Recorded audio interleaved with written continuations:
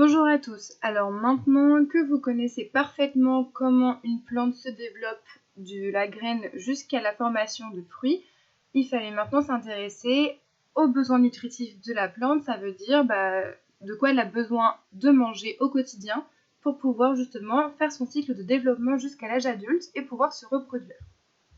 Donc dans cette activité, je vous avais mis un tout petit rappel avec un autre exemple, le pommier, pour voir que le cycle finalement c'est toujours le même, peu importe les plantes. Et je vous ai mis également quelques photos de différents fruits, donc pour vous montrer finalement que tout ce que l'on consomme, les fruits, les légumes, ce sont des fruits, ils ont tous des graines et tous une structure un peu semblable. Donc dans votre cahier, vous avez noté le titre du grand B, les besoins nutritifs des végétaux, et le problème, quels sont les besoins nutritifs des végétaux pour leur croissance. Donc l'hypothèse, je ne la corrige pas, vous mettez ce que vous voulez. À vous de me proposer des éléments de réponse pour identifier les besoins alimentaires, nutritifs, donc des végétaux. Tout d'abord, vous aviez une petite activité d'introduction. Vous aviez la germination d'une graine sur 6 jours. Et donc, vous deviez mesurer la longueur de la tige en centimètres et compléter la ligne ici du tableau pour ensuite compléter un graphique et répondre à des questions. Alors, par exemple, selon comment vous avez imprimé le document, les valeurs peuvent totalement varier, donc ne vous inquiétez pas si vous n'avez pas du tout trouvé comme moi. Donc si je prends la correction, par exemple, ici, au jour 1, après le début de la germination, si je mesure là, j'obtiens 1 cm. Ça veut dire que sur mon axe ici, l'axe horizontal, au niveau du jour 1, je vais remonter sur mon graphique jusqu'à la longueur qui m'intéresse. Ici, c'est la longueur 1 cm. La longueur en centimètres est sur cet axe. Et donc, pour compléter mon graphique, je dois tracer un point d'intersection entre le jour 1. Je remonte avec ma règle comme ceci, jusque comme cela là. Et je vais m'arrêter à l'intersection avec la longueur de la tige qui correspond à 1 cm. Donc, en traçant avec ma règle des longueurs, le point d'intersection est ici. Donc il fallait faire 6 points d'intersection entre une journée, combien de jours après la germination et la longueur en centimètres. Par exemple ici, jour 2, on va jusqu'à 1,5 cm, etc. Donc il fallait faire ça 6 fois et ensuite relier les points à la main. Vous voyez bien, si on regarde le graphique, que plus les jours après la germination augmentent, donc plus cela fait longtemps que la graine a été germée, plus la longueur de la tige en centimètres augmente. Vous voyez que ça ne diminue pas, on a une croissance, là ça augmente toujours. Alors, que constates-tu? Eh bien, on constate que la longueur des tiges augmente au cours des jours après le début de la germination. Il fallait juste dire ça, faire ce constat d'augmentation de la longueur. Qu'est-ce que ce constat signifie? Attention, il ne fallait pas redire encore une fois que la plante était en train de grandir. Là, on est encore dans l'observation. Là, il faut vraiment interpréter ce que ça signifie que la tige augmente en longueur. Eh bien, si la tige augmente en longueur, ça signifie que la plante grandit. Donc, si elle grandit, c'est qu'elle produit de la matière. C'est cette notion de production de matière que j'attendais. C'est comme vous êtes en pleine croissance. Vous grandissez, mais si vous grandissez, c'est parce que vous produisez de la matière.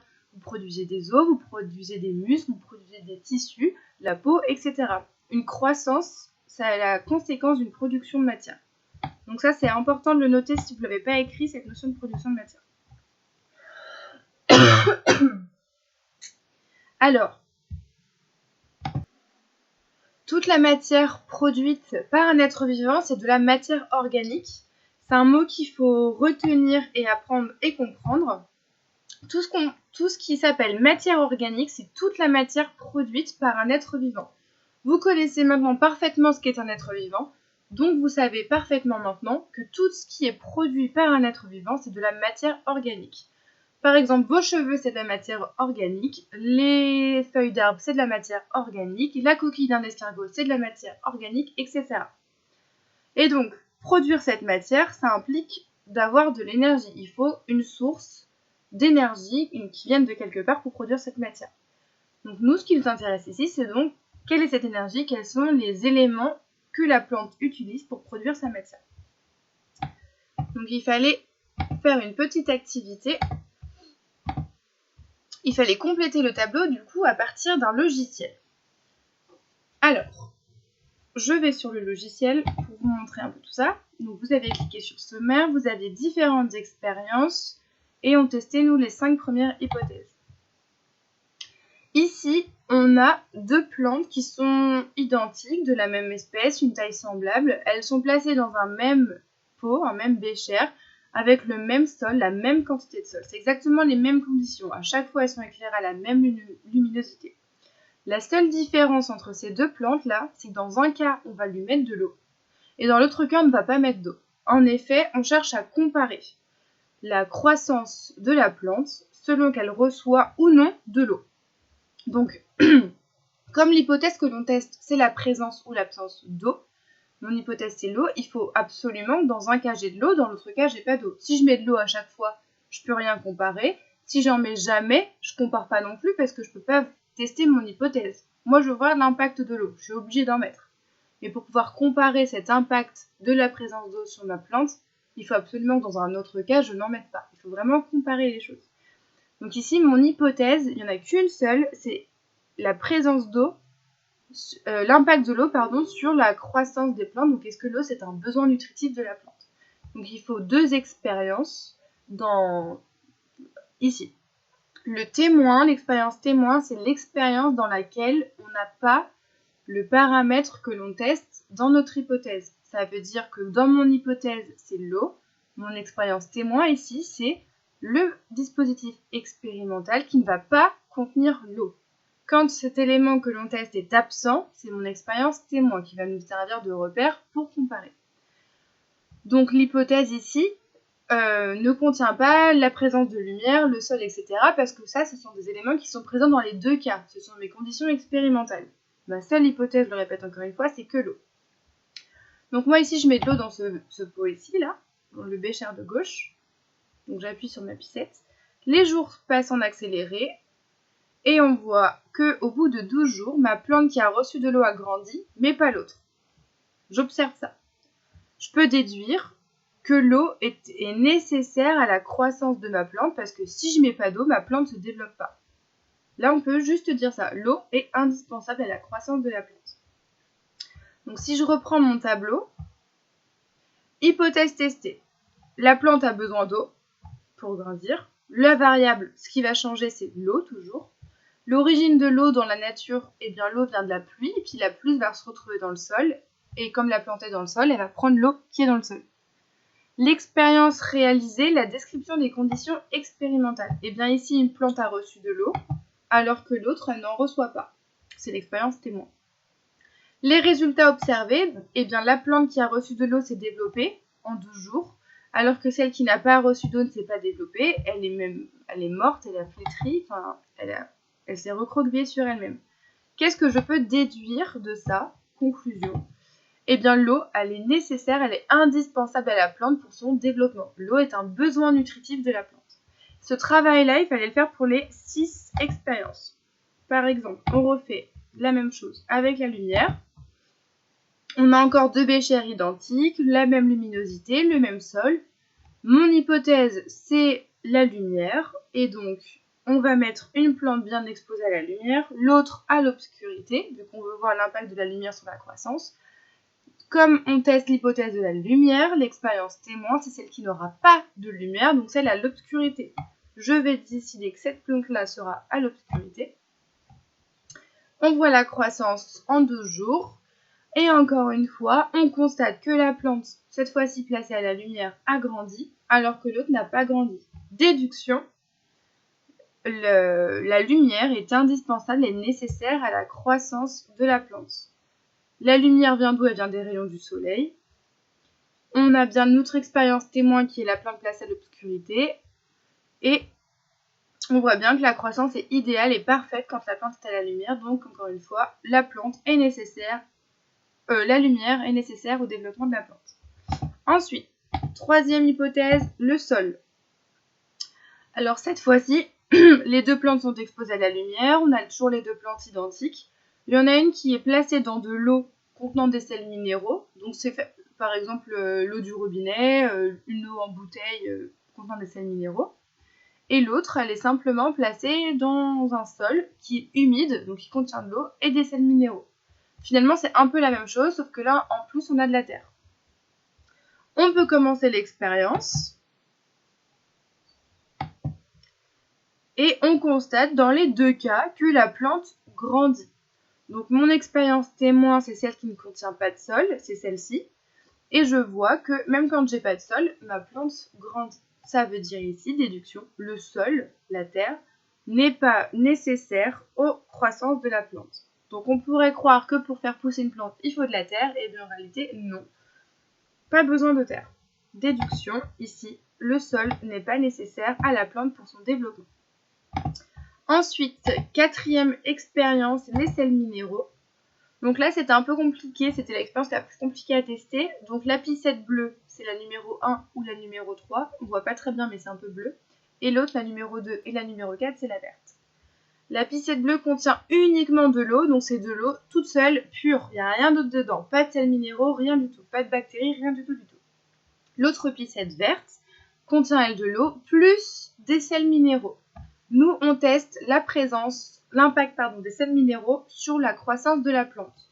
Donc, l'expérience qui ne va pas recevoir de sels minéraux, par exemple celle-ci, elle n'en recevra pas, ça veut dire que c'est mon expérience témoin. On va mettre de l'eau pure ici, ça sera mon expérience témoin, et là je vais mettre de l'eau plus des sels minéraux, ça sera mon expérience. Et on va voir le résultat.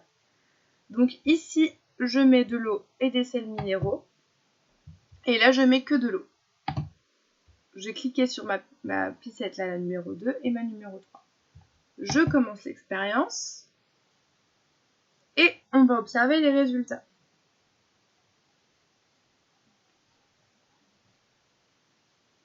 Alors là, j'observe dans les deux cas, j'observe une croissance. La plante témoin n'a pas flétri. Par contre, elle a grandi, mais pas beaucoup. La plante qui a reçu l'eau et les sels minéraux a une croissance parfaite, optimale, à une grande taille. Là, je peux déduire deux choses. Que dans tous les cas, ma plante grandit en présence d'eau et ou de sels minéraux, mais que vraiment la présence de sels minéraux, c'est nécessaire pour avoir une croissance optimale, normale. Si j'ai pas les sels minéraux, ma croissance elle est présente, mais elle est plus faible. Alors, les sels minéraux, ils viennent du sol, c'est mon paramètre variable. Le témoin, c'est bien la plante qui arrose avec de l'eau sans minéraux, et l'autre plante, l'expérience, c'est celle qui a l'eau plus les sels minéraux. On a les deux plantes qui se sont développées, mais il y a seulement celle qui a eu les sels minéraux qui s'est développée normalement jusqu'à une taille adulte. Donc les éléments minéraux du sol sont nécessaires à la plante pour son développement. Et c'est pas surprenant que la plante contenant de l'eau s'est développée parce qu'on a vu dans la première expérience que l'eau permettait à la plante de se développer. Donc c'est pas que les sels minéraux qui sont essentiels, c'est les sels minéraux et l'eau. C'est la somme des deux. Ensuite, dernière expérience à tester, le dioxyde de carbone. Donc le dioxyde de carbone, c'est un gaz qui est dans l'atmosphère, dans l'air, et c'est ce que l'on rejette par la respiration. Donc ici, on a placé une substance qui s'appelle de la potasse, et c'est une substance qui va absorber tout le dioxyde de carbone de l'air. Donc on va enlever tout un gaz en entier, il va disparaître. Donc moi, je choisis de le mettre là. Donc là, c'est mon expérience où j'absorbe le dioxyde de carbone. Et là, j'en ai pas. Enfin, j'absorbe pas le dioxyde de carbone, donc c'est mon témoin. Je vais voir ce qui se passe quand je mets rien. Quand j'absorbe mon dioxyde de carbone, ma plante ne se développe pas beaucoup. Elle n'est pas très en forme. Alors que quand l'air est normal, naturel, que je ne change rien à ce qui est présent dans le milieu, ma plante se développe normalement. Je déduis que le dioxyde de carbone, il est nécessaire à la croissance de la plante. Si j'enlève le dioxyde de carbone, ma plante ne se développe pas. Donc c'est ce que j'ai écrit là, le dioxyde de carbone est nécessaire à la plante pour son développement. Donc, conclusion, quels sont les besoins nutritifs de la plante pour bien grandir?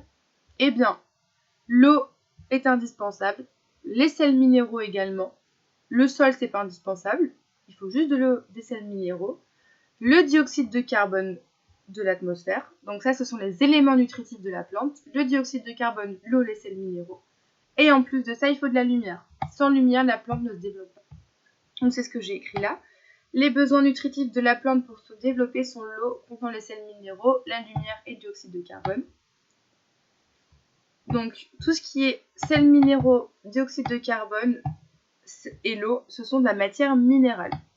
Donc la plante utilise de la matière minérale pour produire sa matière organique. Ça, ce sont deux mots de vocabulaire à bien apprendre, à bien noter. Ils sont très importants, on les réutilisera l'année prochaine. Conclusion. Pour leur croissance, pour bien grandir, et donc leur développement, donc l'acquisition des fonctions de reproduction, les fleurs, les nouveaux organes, etc., les plantes ont besoin d'éléments nutritifs appelés matières minérales. La matière minérale, attention, ce n'est pas vivant. Qu'elles prélèvent dans leur milieu. Les plantes vivent fixées dans le sol, donc leur milieu de vie, c'est le sol. Elles prélèvent l'eau et les sels minéraux du sol, qui sont absorbés par les racines, donc c'est ça. Et elles prélèvent aussi le dioxyde de carbone présent dans l'air et absorbé par les feuilles. Mais les plantes ont aussi besoin de lumière, qui est source d'énergie. Cette lumière vient du soleil. Si on prive la plante de lumière, elle ne va pas grandir.